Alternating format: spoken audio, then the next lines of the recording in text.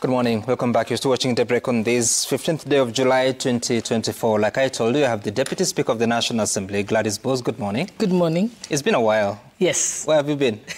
I've been around. No, you've not been around, but it's fine. It's good to see you again. Mheshimiwa Robert Mboi, Deputy Minority Leader, National Assembly. Good morning. Morning, Sam. You've also been away for quite a couple of weeks. Yeah, we've been out there trying to defend the young generation, called the Gen Z. Is that so? Yeah. And Mheshimiwa Beatrice Alachi, good morning. Morning. I think I've seen you around, but also not very often. No, but I've been around. But I'm okay. I'm good, and I thank God.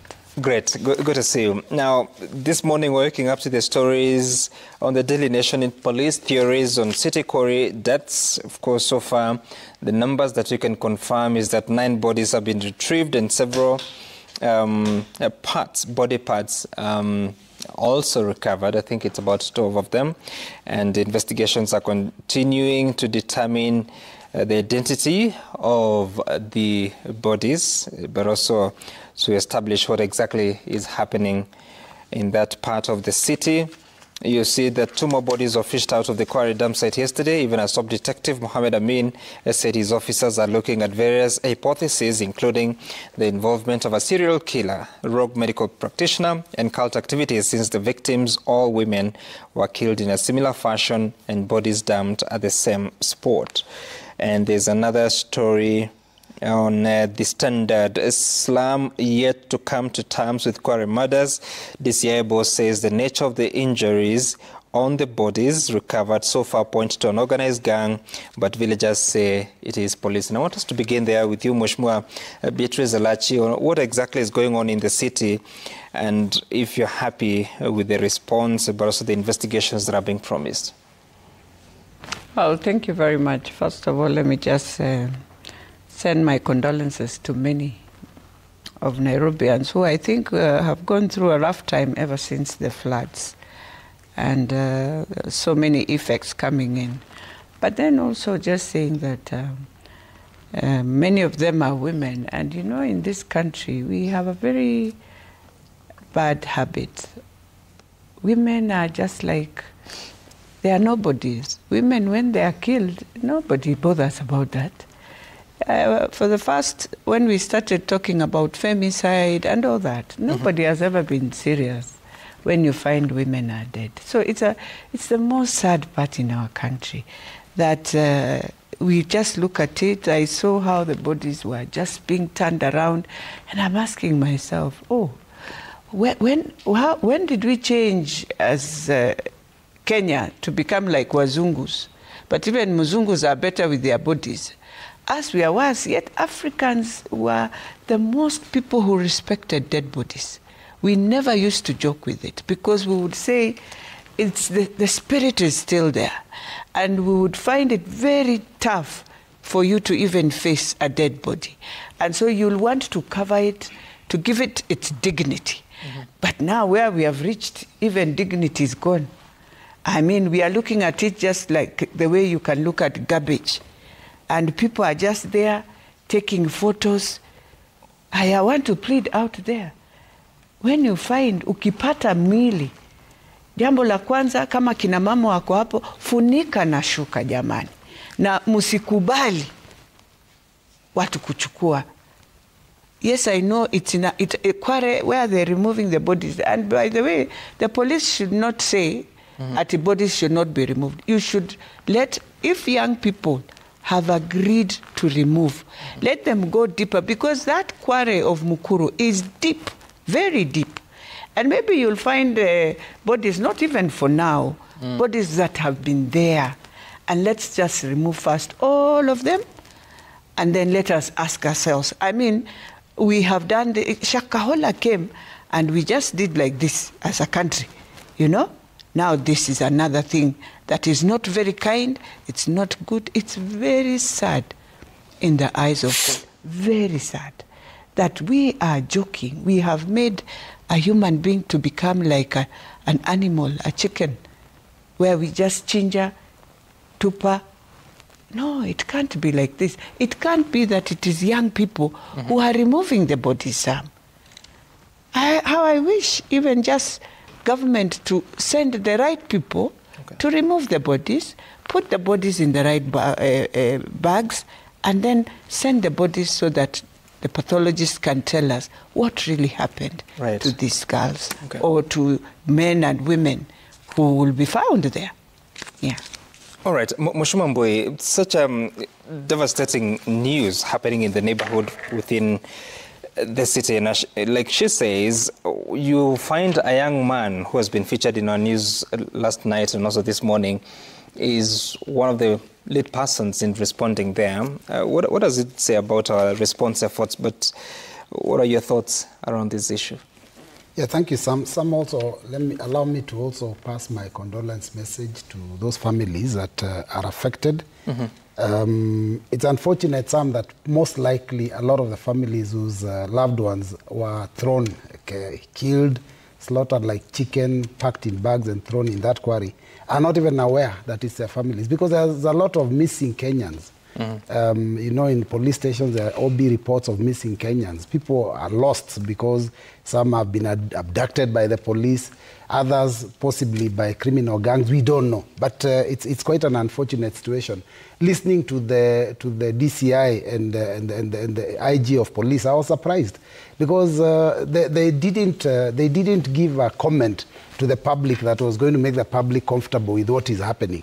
Because when you are holding an office like the Inspector General of the DCI, when you speak to people, you have to give them confidence. When I listened to them, they were shooting blanks. They were basically, speculating just like anybody else. Because the DCI said, oh, it could be criminal gangs, serial killers, it could be rogue medical practitioners, it could even be a cult. And I thought to myself, don't you have to carry out investigations based on the fact that you have the forensic ability to identify the bodies, figure out how long they've been there, maybe, and figure out whether it was done by the same person? You need to be able to do all that before you can make a comment. I listened to them and I thought they are as clueless as everybody in that slum.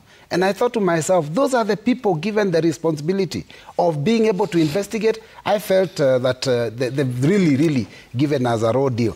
But then other than that, we've been saying that the person in charge of, security of our citizens in the city must go. And that is Adamson Bungei. I could see him standing behind the DCI and the Inspector General when this was being said. And I thought to myself, this has been the face of major criminal activities, killings of over 41 Kenyans in the recent past, 75 last year when we were doing our demonstrations. And he stands right there when we are discussing our bodies that are being picked from the quarry. And I felt that was that was a very unfair situation. He shouldn't even have been there. But what you have asked, Sam, that this young man Wambua is the one that has to go down into the quarry to go and identify whether they are real bodies and pack them in, tie them and have them with the drone. And the police are not there. The government organs are not there. I felt that this country is going to the dogs. It should have been, we should have had emergency response.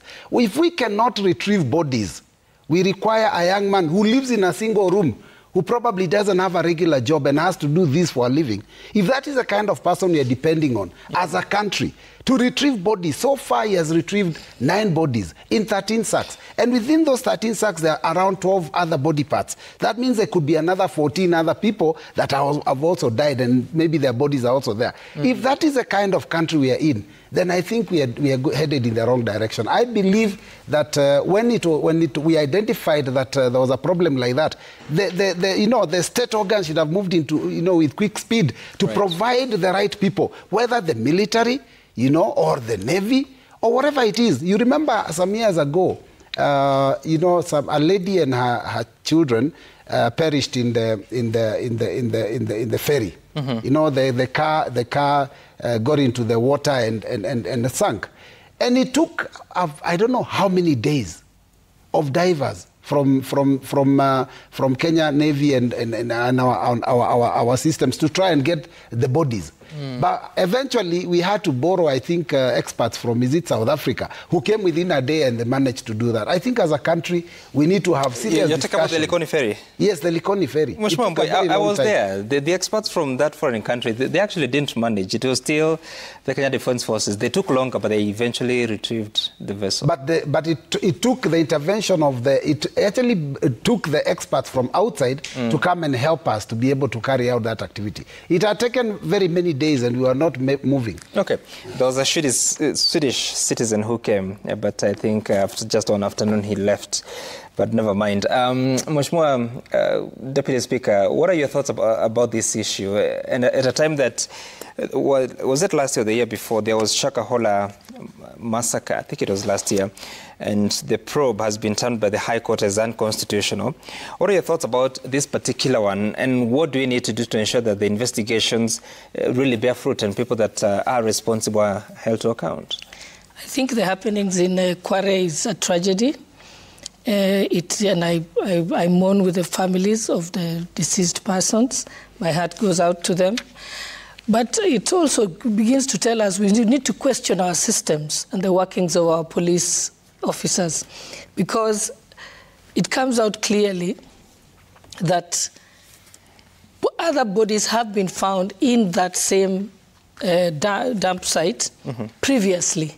The hero of the day, Wambua, himself said that he last year retrieved a body, and another time he did retrieve another body, and people actually know that he's the person to go to when things like that happen.